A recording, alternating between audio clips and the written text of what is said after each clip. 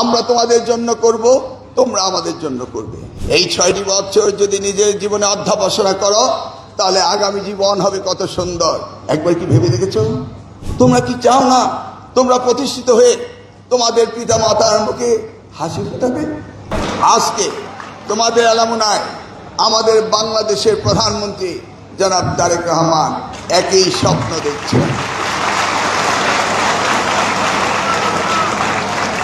বাস্তবায়ন করার দায়িত্ব তোমাদের।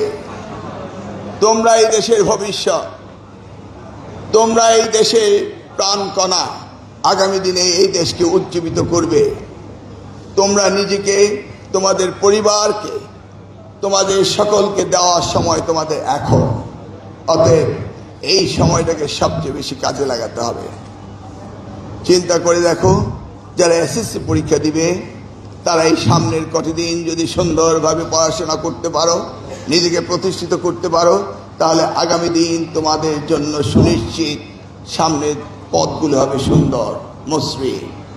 দেখো, এরপর ইন্টারমিডিয়েট শেষ করার পরেই তোমরা চলে যাবে নিজ নিজ যোগ্যতা বলে যার যার মতো যেখানে গিয়ে নিজেকে প্রতিষ্ঠিত করতে পারবে সেই ডিসিপ্লিনে তোমরা চলে যাবে।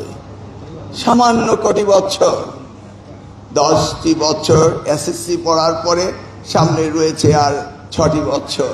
এই 6টি বছর যদি নিজের জীবনে অধ্যাপনা করো, তাহলে আগামী জীবন হবে কত সুন্দর।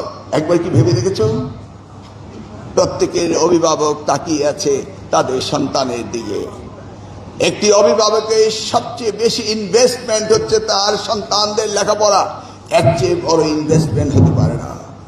গরিব তার হালের গরু বিক্রি করে তার সন্তানকে লেখাপড়া করা। একজন চাকরিজীবী প্রয়োজনে ধার কর্জ করে সন্তানকে লেখাপড়া করা। সন্তানের মুখে হাসি চায় না এমন একজন অভিভাবক নেই, তাই না? তোমরা কি চাও না তোমরা প্রতিষ্ঠিত হয়ে তোমাদের পিতা মাতার মুখে হাসি ফোটাবে?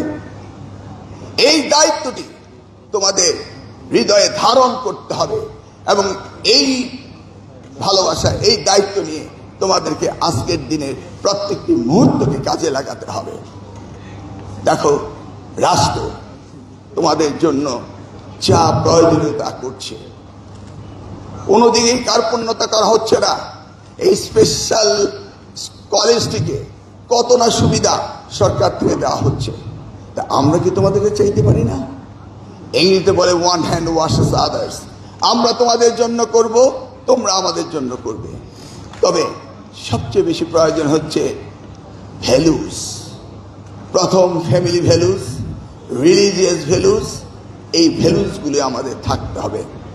আজকে জাতি ভ্যালুস বিবর্জিত হয়ে যাচ্ছিল, সঠিক পথে যাচ্ছিল না। আজকে সেই লিডারশিপটি আনার চেষ্টা করেছেন আমাদের নেতা, আজকের প্রধানমন্ত্রী তারেক রহমান।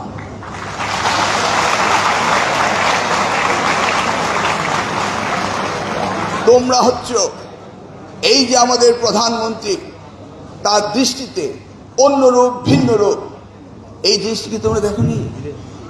এটা কি সম্ভব ছিল আগের কোনো প্রধানমন্ত্রী হঠাৎ করে অডিয়েন্সে এসে তোমাদের সাথে বসে গল্প করবে, তোমাদের প্রশ্ন শুনবে? এটা কি কোনোদিন ভেবেছ? কিন্তু আমিও ভাবতে পারিনি সেই দিন